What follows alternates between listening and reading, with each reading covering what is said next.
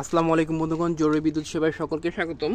বন্ধুরা, আপনারা অনেকেই আমাদের কাছে বরাবরই বলে থাকেন যে যদি আপনার মিটারটি নষ্ট হয়ে গিয়ে মিটারে বিদ্যুৎ বিল বেশি আসে সেটা আপনারা কি করে বুঝবেন, তাদের জন্য আজকের এই ভিডিও।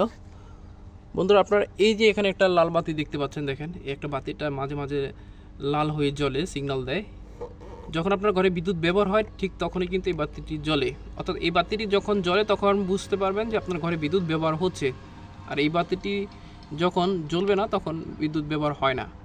এই বাতিটি কিন্তু কিছুক্ষণ পর পর জ্বলে, অর্থাৎ যদি আপনার ব্যবহার বেশি হয় বা লোড বেশি হয় তখন কিন্তু এই বাতিটা খুব দ্রুত জ্বলে, আর যখন ব্যবহার কম হয় বা লোড কম হয় তখন কিন্তু এই বাতিটা আস্তে আস্তে জ্বলে বা ধীরে ধীরে জ্বলে। তো আপনারা যেটা করবেন, আপনার বিদ্যুৎ বিল বেশি আসলে আপনাদের সর্বপ্রথম করে হচ্ছে আপনার ঘরের মেইন সুইচটি বন্ধ করবেন। মেইন সুইচটি বন্ধ করে এসে দেখবেন, এখানে 1 মিনিটের মতো ভালো করে ভিডিও করে দেখবেন বা ভালো করে তাকিয়ে থাকবেন, লক্ষ্য করে দেখবেন যে এই বাতিটি জ্বলে কি না।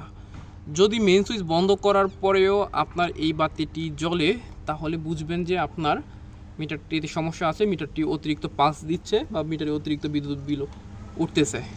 তখন আপনারা বিদ্যুৎ অফিসে যোগাযোগ করে মিটারটি পরিবর্তন করে নেবেন। তো বন্ধুরা, এইভাবেই আপনারা বুঝতে পারবেন যে আপনাদের মিটারটি আসলে ভালো নাকি নষ্ট, যে মিটারের সমস্যার কারণে কি বিদ্যুৎ বিল বেশি আসে কিনা, এটা কিন্তু আপনারা খুব সহজেই এইভাবেই বুঝবেন। তো বন্ধুরা, আশা করি ভিডিওটি আপনাদের সকলে উপকারে আসবে, তাই বেশি বেশি শেয়ার করে সকলকে জানার সুযোগ করে দিন।